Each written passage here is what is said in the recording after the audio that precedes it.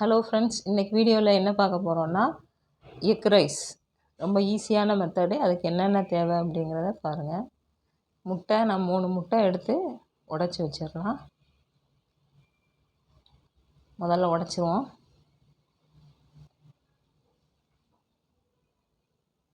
இதில் கொஞ்சமாக உப்பு போடுங்க.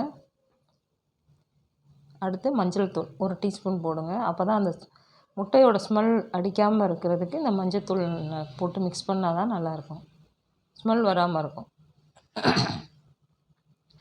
நல்லா மிக்ஸ் பண்ணிவிடுங்க.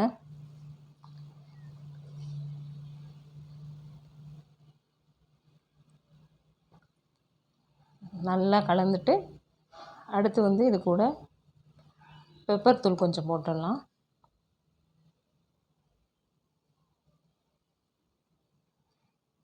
இதையும் நல்லா கலந்து விட்டுறணும்.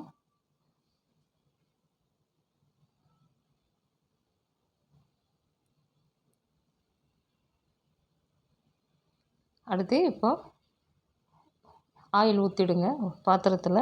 நீங்கள் எதில் பண்ண போகிறீங்களோ அதில் கருவேப்பிலை,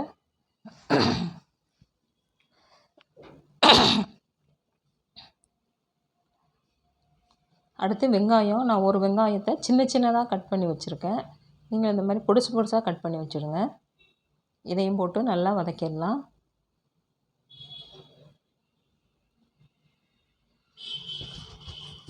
அடுத்து 2 பச்சை மிளகாய், அதையும் சேர்த்து வதக்கணும்.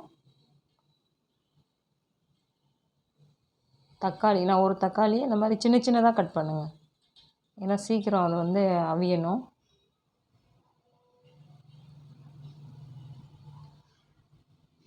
கொஞ்சமாக சால்ட்டு, ஆல்ரெடி முட்டைக்கும் நம்ம சேர்த்துருக்கோம்.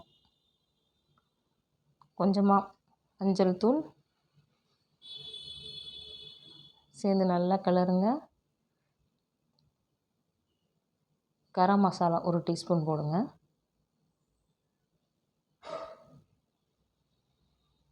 அதையும் சேர்த்து நல்லா கலந்துடலாம்.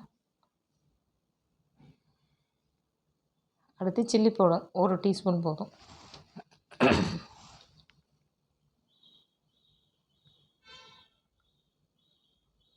ஏன்னா நம்ம ஆல்ரெடி பெப்பர் போட்டிருக்கோம்.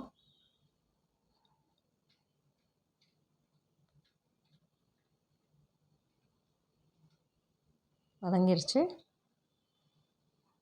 இப்போது நான் இந்த மாதிரி பண்ணுங்கள். நான் என்ன பண்ணுறேனோ அந்த மாதிரி இந்த முட்டையை நம்ம கலந்து வச்சதை நடுவில் தான் ஊற்றணும். அப்போ தான் இந்த மசாலா எல்லாம் நல்லா முட்டை கூட மிக்ஸ் ஆகும். அதுக்காக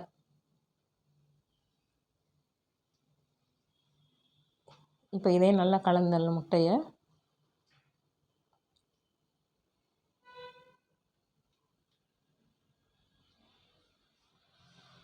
இந்த மசாலா நல்லா ஒன்றோட ஒன்றா சேரணும்.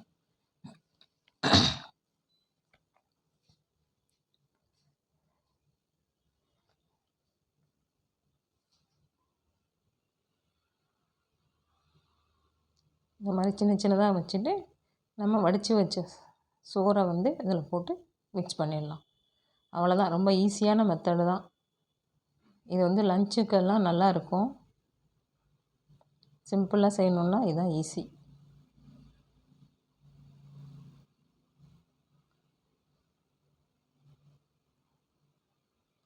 நல்லா கலந்து மிக்ஸ் பண்ணிவிடுங்க. பாருங்கள், ரெடி ஆயிடுச்சு டேஸ்டியான எக் ரைஸ். நீங்களும் செஞ்சு பார்த்துட்டு எப்படி இருக்குது அப்படின்னு கமெண்ட் பண்ணுங்கள். Thank you friends.